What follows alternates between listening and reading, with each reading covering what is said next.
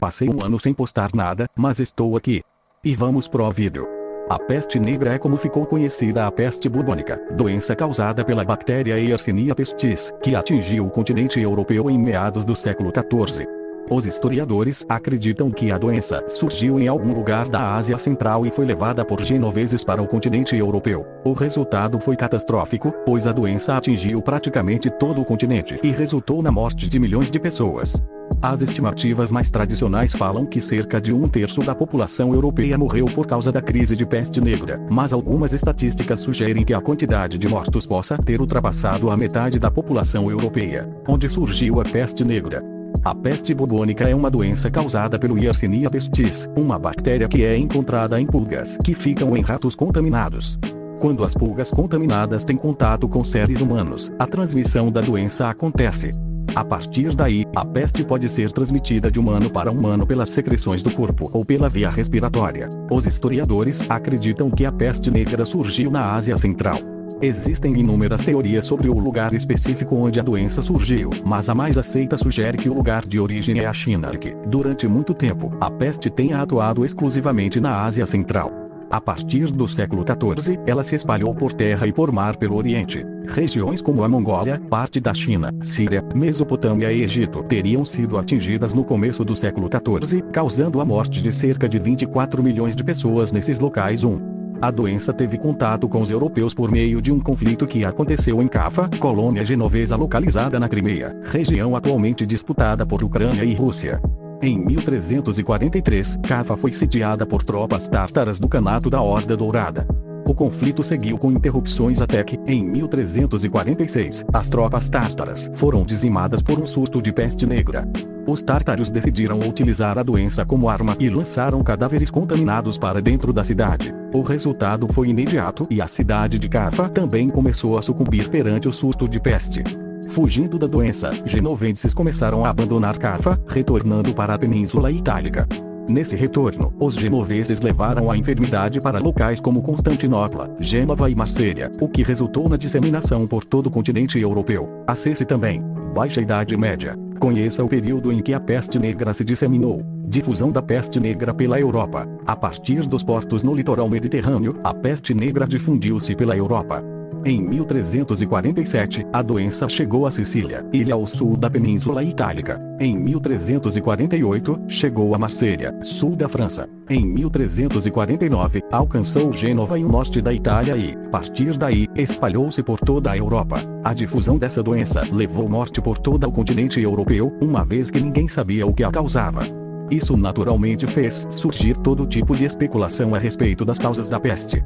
Alguns falavam que era um castigo divino, por exemplo. Outros acusavam os judeus de serem os responsáveis. Logo, os europeus identificaram que a doença era altamente contagiosa. Uma das formas de contágio é a respiratória. Assim, uma pessoa infectada pode facilmente transmitir por via respiratória ou por suas roupas, por exemplo, a doença para outros.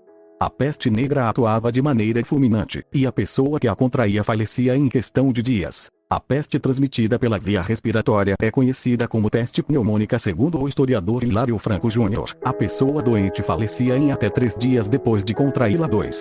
Já o historiador Jacques Legoff fala que muitas das pessoas que demonstravam os sintomas da peste faleciam dentro de 24 horas após manifestar os primeiros sinais.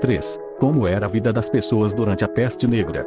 A difusão da peste negra resultou na morte de milhares de pessoas.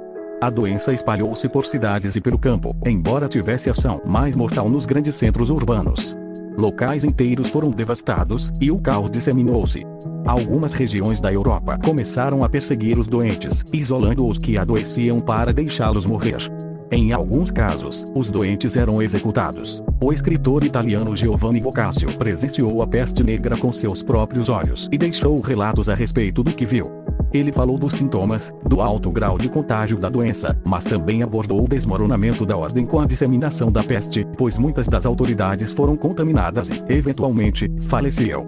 O relato de Boccaccio concentra-se no que ele presenciou em Florença, cidade italiana. Boccaccio também falou das diferentes reações que as pessoas tiveram no período de crise da doença. Ele relata que muitos procuraram o isolamento, evitando manter qualquer tipo de contato com pessoas, sobretudo os que estavam doentes. Aqueles que eram mais ricos e possuíam propriedades de campo fugiram das cidades e foram abrigar-se nesses locais afastados. Com o tempo, os médicos perceberam que o contato com os doentes e com os corpos dos mortos não deveria acontecer. Com isso, os doentes eram isolados e o contato com eles era limitado àqueles que realizavam o tratamento médico. Padres também mantinham contato com os acometidos, principalmente porque realizavam os ritos religiosos relacionados com o perdão dos pecados e o funeral. Essa percepção de que o contato com os doentes contribuía para disseminar a doença fez com que as famílias parassem de se reunir à beira daqueles que estavam doentes. Reuniões de funerais também acabaram deixando de acontecer, e os que tratavam dos doentes passaram a utilizar roupas específicas, feitas de couro, para impedir que as secreções dos doentes penetrassem no tecido. Os médicos também passaram a utilizar uma máscara em forma de bico de pássaro, que era preenchido com ervas aromáticas. Acreditava-se que essas roupas evitavam a contaminação. Os padres foram um dos grupos que mais sofreram, pois tinha contato direto com os doentes e com os corpos dos que faleciam. Como muitos dos padres viviam em mosteiros, locais que havia uma grande aglomeração de religiosos, muitos em idade avançada, quando um padre contraía a doença, ela era rapidamente transmitida para outros. A historiadora Tamara Quirico trouxe um relato de um cenóbio, residência de monges, em Florença, onde cerca de 3/4 dos religiosos que habitavam lá faleceram em decorrência da peste 5. Isso afetava os rituais funerários praticados, uma vez que não havia sacerdotes para atender a quantidade de mortos. Além de não haver sacerdotes suficientes, não existiam coveiros, e os sepultamentos começaram a ser realizados em massa, isto é, em valas comuns, tamanha a quantidade de pessoas que morriam. Todavia, com a percepção de que os cadáveres também eram vetores de contaminação, muitos passaram a abandonar as práticas de sepultamento e começaram a incendiar os corpos dos falecidos. Até as roupas utilizadas pelos doentes e outros itens começaram a ser queimados. Como já mencionado, muitas autoridades começaram a impor certo isolamento para evitar a propagação da doença. O cirurgião Guy de Chauliac, de Avignon, na França, falava que pais não podiam visitar seus filhos e vice-versa em razão do alto risco de contágio. Boccaccio relatou também que algumas obras para melhorar a limpeza e condições de higiene da cidade e a proibição da entrada de doentes também ocorreram em Florença. 4. Leia também: gripe espanhola, a pandemia que matou, pelo menos, 50 milhões de pessoas. Sintomas da peste negra. O médico Drauzio Varela afirma que a peste negra pode causar febre de 41 graus, além de vômitos com a presença de sangue e complicações no pulmão. Para os que tinham problemas pulmonares, a morte era praticamente garantida. 6. Boccaccio também deixou alguns relatos a respeito de como a doença se manifestava nas pessoas. Ele diz que a peste começava com o surgimento de certas tumefações na virilha ou nas axilas de homens e mulheres, algumas das quais atingiam o tamanho de uma maçã comum e outras o de um ovo, umas mais e outras menos, e a elas o povo dava o nome de bubões. E os referidos bubões mortíferos, não se limitando às duas citadas partes do corpo, em breve espaço de tempo começaram a nascer e a surgirem diferentemente em todas as outras partes, após o que a qualidade da enfermidade começou a mudar, passando a manchas negras ou lívidas, que em muitos surgiam nos braços, nas coxas e em qualquer outra parte do corpo, umas grandes e ralas, outras diminutas e espessas.